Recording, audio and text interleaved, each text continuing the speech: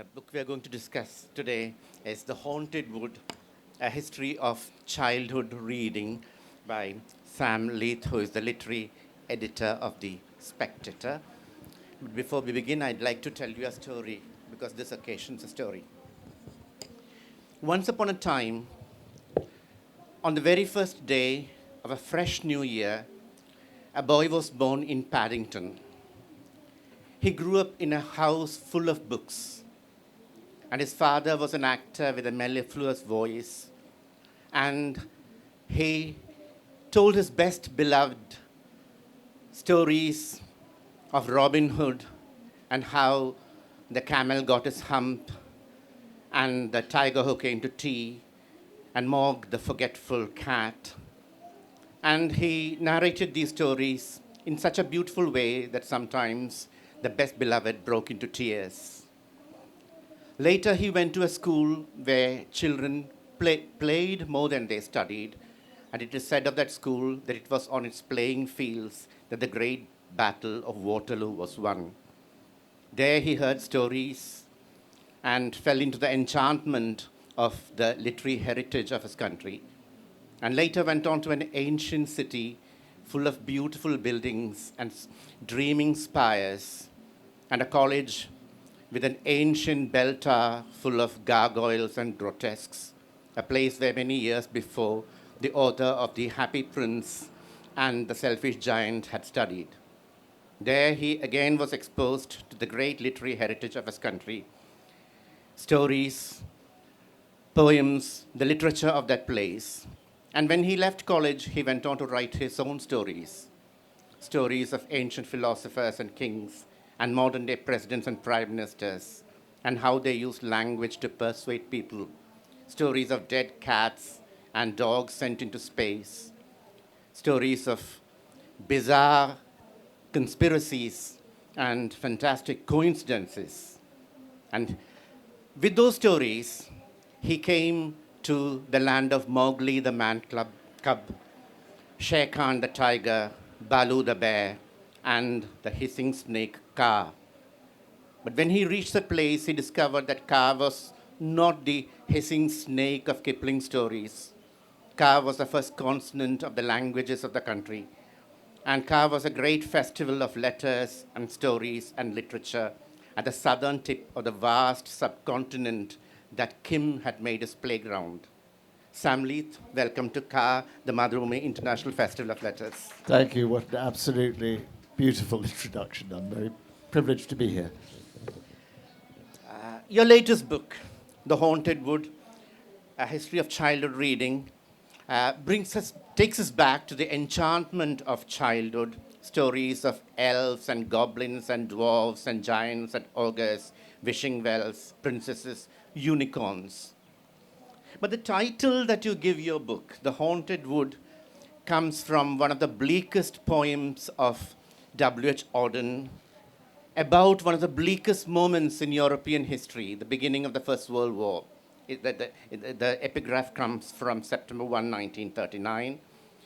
And in that poem, Auden describes us as children in a haunted wood, afraid of the night, children who have neither been happy or good.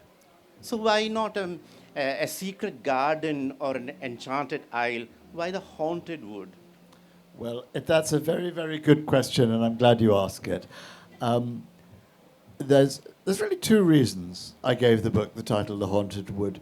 And the first one was simply that I love W.H. Auden's poetry so much. Any opportunity to quote a phrase from Auden was, to me, bliss. But also, that Auden poem, which describes, as you say, it describes the eve of the Second World War, and the speaker of the poem is sitting in a bar in New York, waiting for this. It's an adult poem. It's an adult poem, and it's a poem that says, it describes how at this moment of crisis, of European crisis, and the idea the world is going to turn to war, everybody's carrying on, trying to pretend things are normal. And it says, the music must always play, lest we see where we are, lost in a haunted wood, children afraid of the night, who have never been happy or good. So in that moment of crisis, the child comes out in the adult. And what I wanted to try and achieve with the book I was writing about children's literature was to talk about the way that at every point, when you're talking about children's literature, you're talking about the way that the adults who wrote that literature have conceived childhood, or have that it's the child in the adult is present throughout the thing. And the other reason that I thought that quote was so appropriate was because the haunted wood, at least in the European folk tales, which are such an important source for all children's writing. One of my arguments in the book is that folk tales and fairy tales are umbilically connected to children's writing, and that they come out of that. And the haunted wood is what, in all children's stories, right back to folk tales, where you go in there and that's where Baba Yaga's hut is, or where the gingerbread house is, or where, it's the place you leave home, you travel into the forest, and it's a little bit exciting and it's a little bit dangerous, and you come back changed. And that, to me, is the essence of what children's literature does.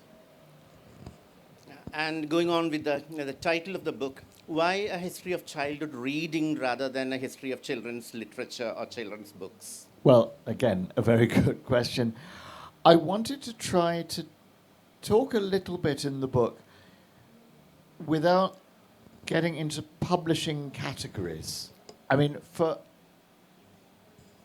so much of children's literature, for much of its history, hasn't been about, people writing for children. That's weirdly quite a late development. It's been about how children have apprehended the things they've read. So I wanted to give a sense of it being quite open, and that the child decides what's children's literature rather than the adult or the publisher. And a lot of the greatest writers of children's literature have said, I don't write for children. I write for anybody who cares to read me. And Alan Garner and Philip Pullman are among them, and I respect that. And because I think there's an idea sometimes that if you're writing for children, or that children's literature, that narrows it. It's saying it's not for anybody over the age of 12 or over the age of 15. And I'd like to look at it the other way around and say, look, children's literature is anything that is available to children, but it's also available to adults. So it's a wider category rather than a narrower one. You begin with ancient myths and folk tales, going back to Aesop's fables, but you also see children's literature as a category that is very, very recent, of the last few centuries, especially after a modern concept of childhood and children has come. So my question is very simple. Was there a childhood before the Romantic period? Were there children before the Romantics? Well, there was this fashion in history, kind of in the 1970s, sort of this very famous historian, Philippe Ariès, wrote a book in which he said, he's a medieval historian, he said, childhood did not exist in the medieval period. And subsequently, another historian, Lawrence Stone, essentially argued that in the early modern period, childhood didn't exist either. And I think, and I don't want to be too crude about this, but I think that's nonsense. The idea that parents didn't love their children in the way they love them now, or that children didn't play, or that there wasn't a separate space for childhood, that's nonsense. You can look at Chaucer's, the English medieval poet, Geoffrey Chaucer. He has a treatise on the astrolabe, which he dedicates to little Lewis, my son. And that little, you can hear that love and affection and paternal affection. So I think that childhood did exist, but But in order for a distinctive children's literature to emerge, you needed to get a sort of idea of child. I think for a long time, essentially, children were seen as defective adults. The idea was to rush them as quickly as possible into the workplace, or so if you were poor, the sooner you could get your child to help around the house or in some local industry, Send up the chimney. or send them up a chimney. That would be great. Obviously, if you were rich, the sooner you could get your child married to the Infanta of Spain and form an important dynastic alliance, that would be what would happen. But the idea that childhood was this separate space that had its own virtues and its own pleasures, and that had a kind of enchantment of its own, where it wasn't just a way station to adulthood. That was when as you described, the Romantic period, the Enlightenment, Locke and Rousseau started to think, like, what if childhood has its own virtues and propensities, and it's something that's special, and it came to be associated with nature, it came to be associated with innocence, which took a while to go away, but that was the point at which I think, you needed an audience of children, where, for example, you stopped sending them up chimneys and you started sending them to school, and education became important because, of course, children's literature isn't just a sort of fantasy thing. It's also it's a publishing proposition until you've got people who are able to read or to read to their children, and that space opens up. People aren't going to be writing those books. So I think carrying on from there's always a tension between instruction and delight as far as children's literature are concerned. And in the early phase, in the early modern period, the focus was on instruction. Now, of course, it's on delight. But you tell the story of an absolutely horrifying children's book by James Janeway. So how did that tension play out, and how did it change over the years? This is one of my favorite passages, because we often think of children's literature as beginning in the middle of the 19th century with, Alice in Wonderland and the Water Babies and things like that. But for about 100 years, 200 years before that, the children's stories were in the hands of what one critic called Calvinists of unrelenting severity. Very good phrase. And these were, Christian Puritans who started from the premise that when a child was born, it was basically radioactive with original sin. And that your job, the most important job, was to save that child's soul and prevent it going to hell. And they thought, well, the way to do this is through children's literature. And so this huge bestseller, now nearly forgotten, by James Janeway, that Nagesh mentions, it's called A Token for Children. And it's an anthology of 14, they're basically the stories of children dying young. So it's a sort of snuff movie kind of thing. And in all of them, they're very didactic. And the idea is the child, age 8 or 9 or 10, all of the stories are more or less identical, though they have slightly different details. But the child is stricken by one of the many terrible diseases you could get in London in 1650. And they go to their grave going, I am so happy that I'm dying young because I will see my Maker Jesus and I will be taken into my Father's arms in heaven. And and just at their last gasp, they say, and my other children around me, take heed from my example. Do not go running up and down on the Sabbath or playing at knuckle bones, but get to thy prayers. And then they go, and they expire. And there's a lot of tears and weeping, and everyone agrees that they're basically saints. And this was, what we had before we had Harry Potter. And I don't think it was very fun for children, but it would have been terrifying, and that was what it intended to be. Fun came later. So we're glad we weren't fed those kinds of books when we were children. But the great turning point as far as children's literature was concerned was obviously Alice in Wonderland, and there's a great deal of myth about how it was the origin of the novel and the characters in the novel who were Dawn's colleagues of Charles Ludwig Dodgson. So, can you tell us about how Alice in Wonderland was such a turning point as far as children's literature is concerned? Well, it's such a strange book. I don't know. I'm sure many of you will have read Alice's Adventures in Wonderland, but I mean, I struggled when I was writing this book because I knew that Alice's Adventures in Wonderland is a really important turning point. It stands at the head of modern children's literature, but it's so strange. It's barely a book for children at all. It's full of jokes about maths that, you know, even adults won't get. And it doesn't, you know, there aren't any obvious, you can look at other books that are, you know, you can see books that are kind of take off from them and copy them, and, you know, nothing really follows Alice. Even though it stands at the head of the tradition, there aren't books like it, really. It's so strange and distinct. It hasn't got a kind of straightforward, hasn't really got a narrative. It's a series of kind of episodes and tableaus. But I think what it did that was hugely important is it was silly.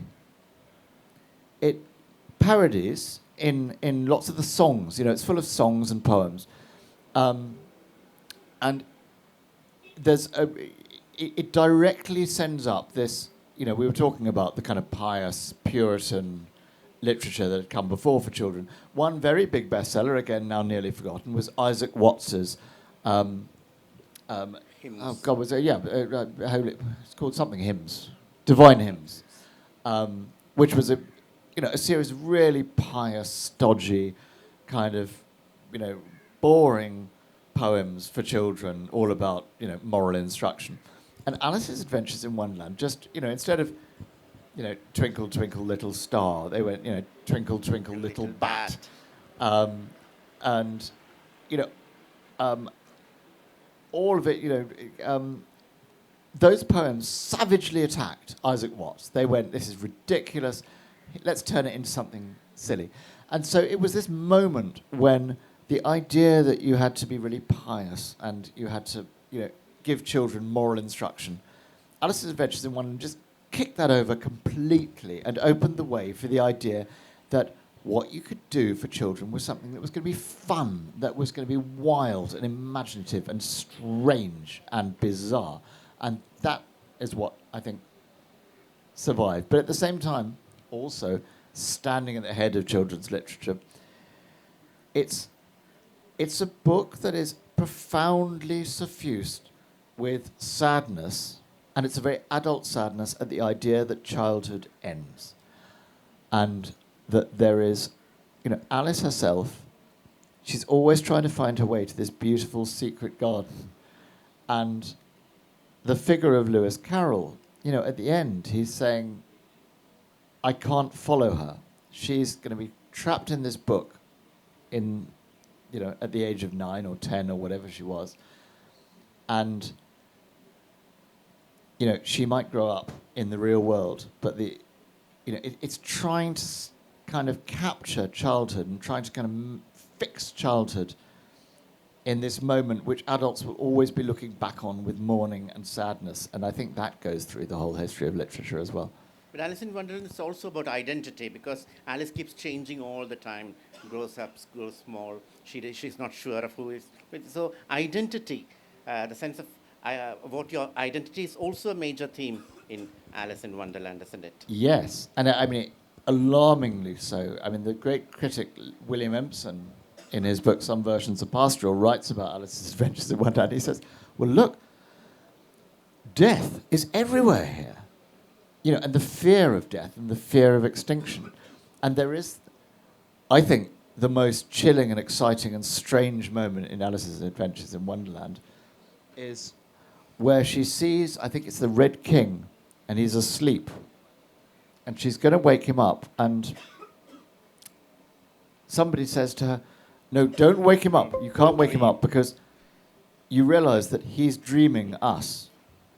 And if you wake him up, his dream will end, and we will go out, bang, like a candle. And of course, as as you are all well educated, and you know the frame story of Alice in Wonderland, this is a dream that Alice is having.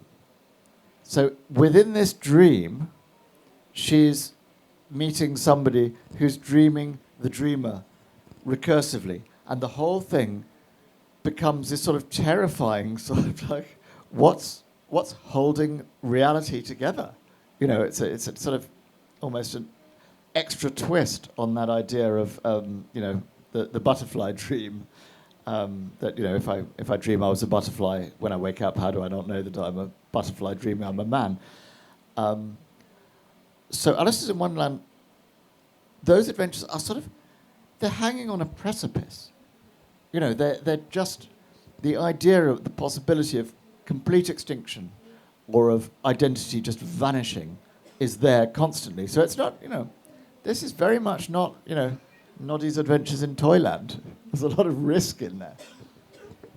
After Alice in Wonderland, you have one of those great golden periods of children's literature, especially the stories of Beatrix Potter or The Wind in the Willows, and especially for, I think, children in England. And this is a very, very English book. The authors covered are almost all British. There are a few European ones and a few American ones. But for English children, the stories of G.A. Henty, the colonial adventures were great. But those books, actually, even the animal stories of Beatrix Potter or The Wind in the Willows or even Winnie the Pooh later, were not very popular here in India. But on the other hand, by the time we come to the next generation, people like Enid Blyton or Nancy Drew or Hardy Boys, they were very popular. And Enid Blyton was just as English as the earlier Wind in the Willows or something like that. Very, very countryside British.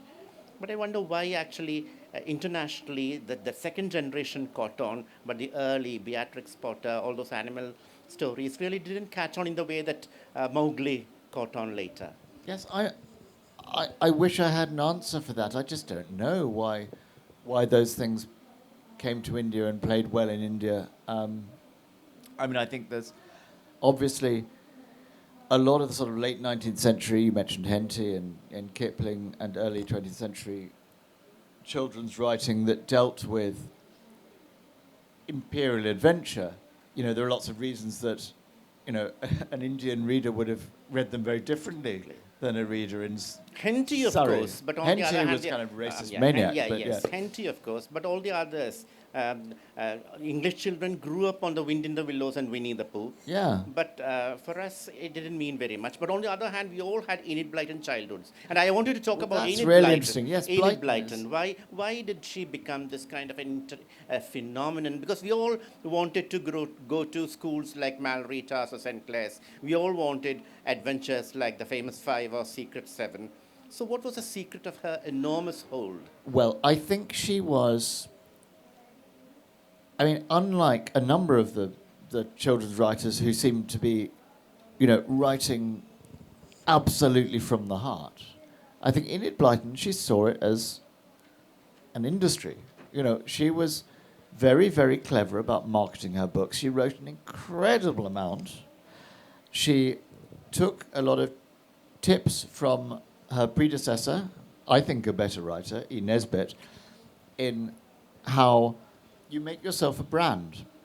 And so Enid Blyton, not only did she kind of edit the Enid Blyton magazine and write all of it, but she went, okay, we're going to take, you know, this genre that's very popular with adults, you know, we'll do Golden Age detective stories, and that's going to be the famous 5 or the Secret 7. And, you know, the boarding school story, we're going to industrialize it, and we're going to do one for girls and one for boys, and we're going to... And she was very systematic about how she publicized her work.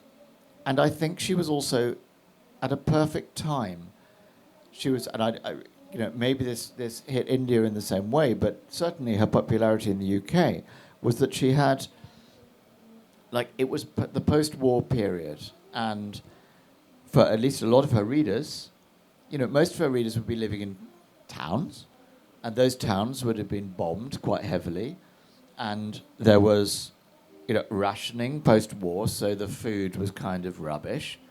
And Britain, I mean, the great science fiction writer J.G. Ballard, who came back to England after the war from China, and described, he said, I arrived in the airport and I went through, and I looked around me and it seemed inconceivable to me that the people I saw around me were people who had won a war rather than lost one.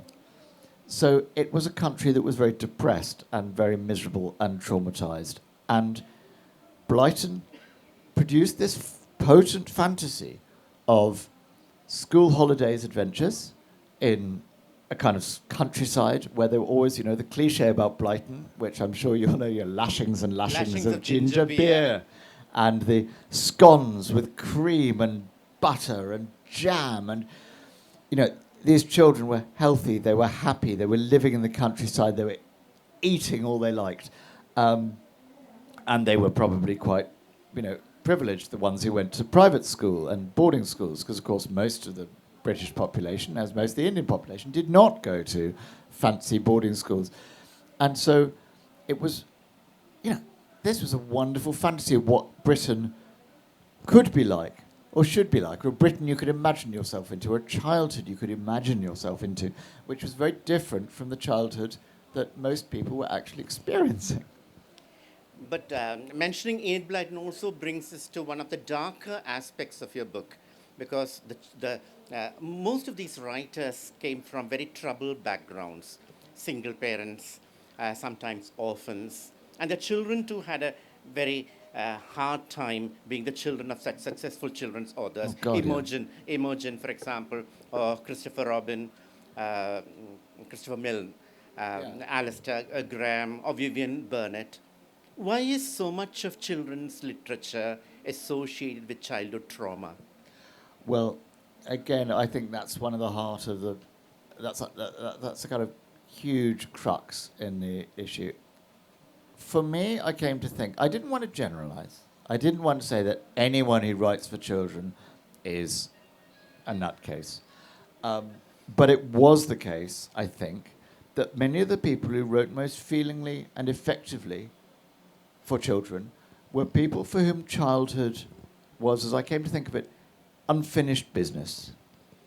And it could be unfinished business because their own childhood was so traumatic that they wanted to imagine a version of childhood that was safer and happier and better and involved more love. Or sometimes you got adults who just didn't do very well in adult life and who wanted to kind of create an imaginative world in which they never had to leave childhood behind. And I think you find that again and again, the feeling that drives the best of this work is often feeling that's involved trauma. And of course, because a lot of these people were very involved with themselves, their children did suffer. So Blyton's daughter described how she was, quite advanced in age before she realized that the angry woman with the typewriter who lived in her house was her mother. And, so many of those children, as you say, Alistair Graham, Vivian Burnett, the original For Little Lord Fauntleroy, the very famous 19th century huge bestseller by Frances Hodgson Burnett, it's now better known for The Secret Garden. They never quite got away from being depicted in their parents' work or ignored by parents who were so invested in childhood that they weren't quite able to be parents.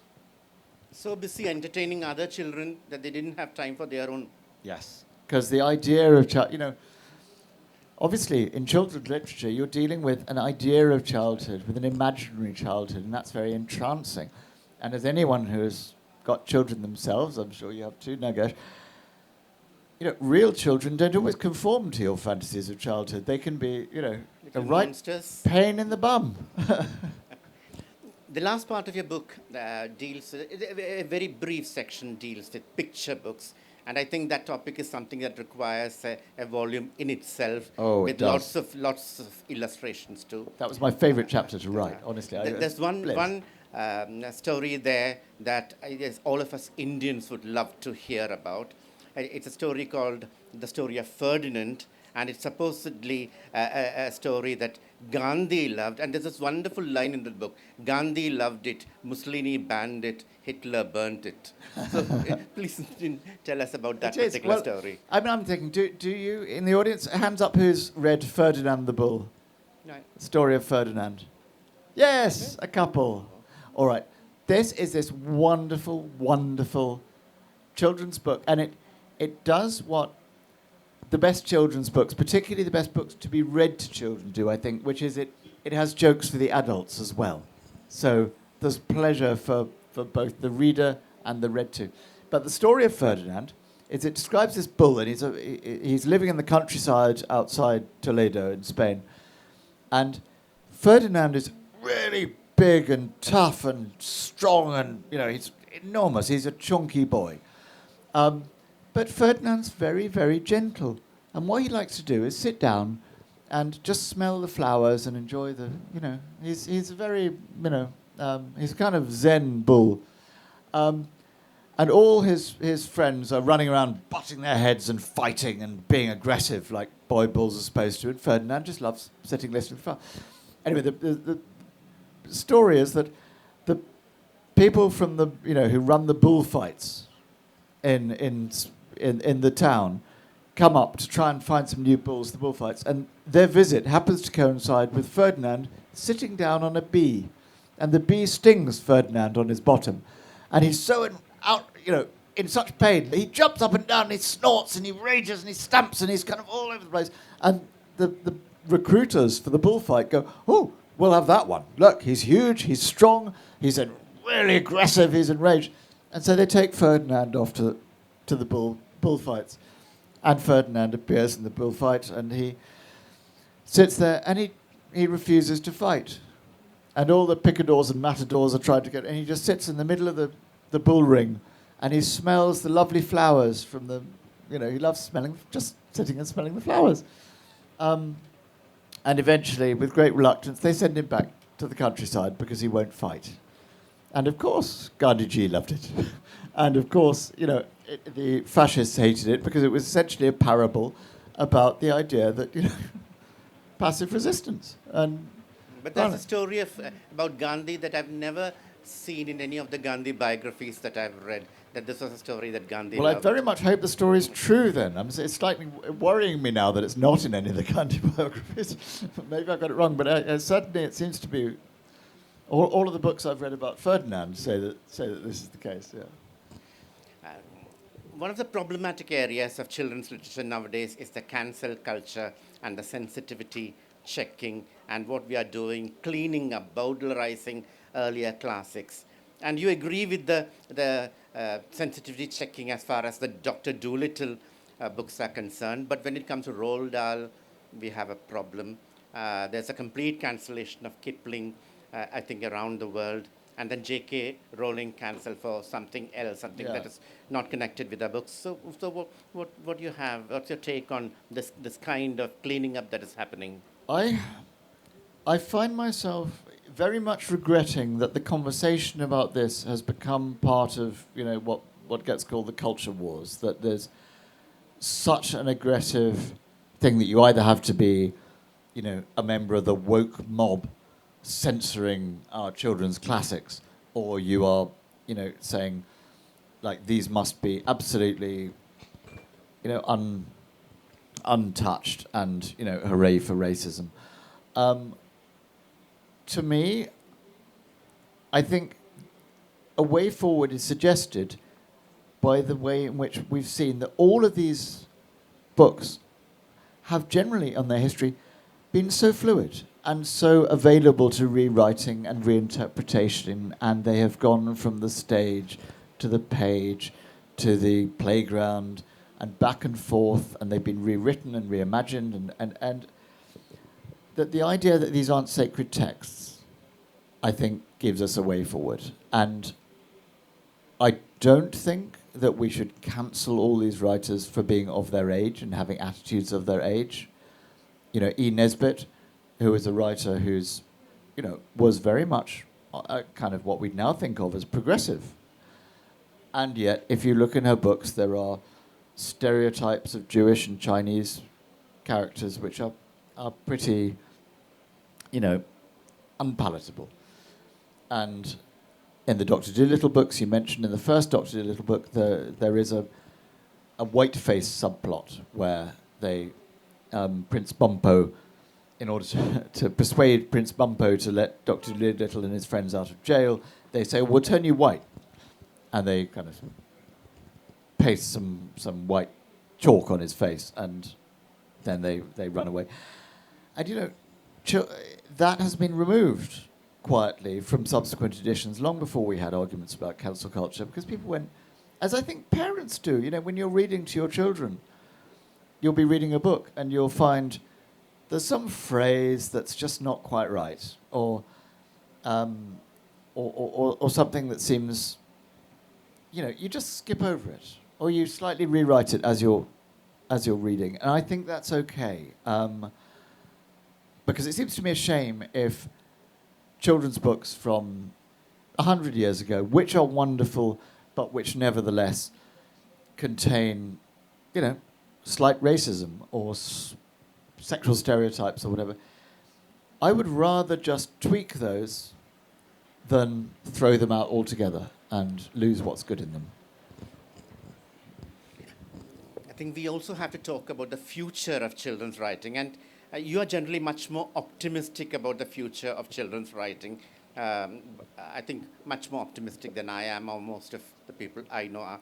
What is going to happen in an age where the attractions are internet, interactive kind of gaming? I know you are you are a fan of gaming, but what will these kinds of things do to childhood reading? Well, I think I'm cautiously optimistic. I don't think we can be complacent. I think it's the case that children's, the books for children as for adults are competing in an ever larger marketplace in which there are a lot of very, very attractive attractions. And, there's no question that video games and other screen-based activities like social media are, actually designed to be addictive, almost literally. What gives me a little bit of hope is two things. One of them is that we've had these panics before. When television arrived, even when radio arrived, there was a lot of fear that it would prevent children from reading, and that books would vanish altogether. And those fears were not borne out. The second thing that gives me hope is that I feel that there is something you can get in what we, quaintly call a dead tree book that you cannot get anywhere else. And once a child realizes that, once the child kind of clicks with the book for the first time, and it may well be when you're reading to them, which is why, parents, if you're in this room, please read to your children, because that makes a world of difference, because not only are they not on screens, nor are you. That's a point when a child will have the undivided emotional connection with their parents, and I think that makes a huge difference, and I think that's where it has to start. But I have hope, and maybe I can end by telling you a story that's one that I end the book with, which is why I think there's something that books can give you that nothing else can. Is maybe 7 or 8 years ago, I was at home, normal afternoon, I was, cooking some supper for the children, chopping onions, and I heard this wail coming down the stairs. A cry, and it was a sort of cry that, every parent reacts to before you even know you're reacting. You're halfway up the stairs doing Scooby-Doo legs. And I thought, so I burst into my daughter's bedroom, there's this scream, and I thought, she's broken her arm, what's wrong? And she was just sitting on the end of her bed with Charlotte's Web open, and she had got to that bit. And she was absolutely inconsolable, and she couldn't understand. In fact, she came to be quite offended that I was suddenly so happy. Because I was happy that she was crying, because I was happy that she had clocked that, she was able to be moved to tears by words on a page written by a man who had lived and died half a century before on the other side of the world about a story with characters who never existed, that never happened, and there she was crying. And that's something that books can do that nothing else can do. And if children realize that, I think they're set for life. That's my hope, anyway. The joy of crying when you are involved in a book is a lovely way to end this session. And I must also tell you that Sam Leith has brought this daughter along. She's here. She has come to this land of Mowgli and Shere Khan. Yes. I should say she disputes the details of my account of that. Naturally. So now I think it's open to the audience. And I'm sure with all our childhood reading, you'll have lots of questions to ask him. So... Sir, can you please elaborate on the aspect that you talked about the parents? Can you see me? I can, I think, yes, hello. Oh, okay. Can you Hi. please elaborate on the point you talked about parents reading out for children? Again, sometimes, I feel I'm not creating that excitement with my daughter when I read. So are there any tips to make that bonding, as you rightly said? Because some of us are making an attempt to move away from the distractions, but we do feel it's not the way you did it, right? Just now, I'm sure it comes with practice. But are there any tips? I wish insights? I mean, I write about books. I'm no better, I think, a reader to my children, than anyone else. I think getting the right book helps. If it's a book that you're bored by, I mean, I've definitely, I think most of us who have children and have read to children, they'll know, you'll have your own favourites. Like, I love Julia Donaldson's books because they're funny and they're witty, and the Gruffalo and all those, books like that are cleverly structured and funny and witty and not too long. I find myself, like, I go back, actually, to, which is what I begin my own book with, is my father, who was an actor and so did read very well, reading Kipling's Just So stories to me. And when the Just So stories are called the Just So stories, which I love this because it's so, that hasn't changed for 120 years. He originally made them up as bedtime stories for his daughter Effie. And if he changed even a word, Effie would go, "No, Daddy, no, you've got it wrong. You have to go back and read it again." And any of us who have, read to our children and gone, "Oh, this is a really boring one. I'll just skip a page." And the children notice. They say, no, you missed a page. Go back. Oh, God.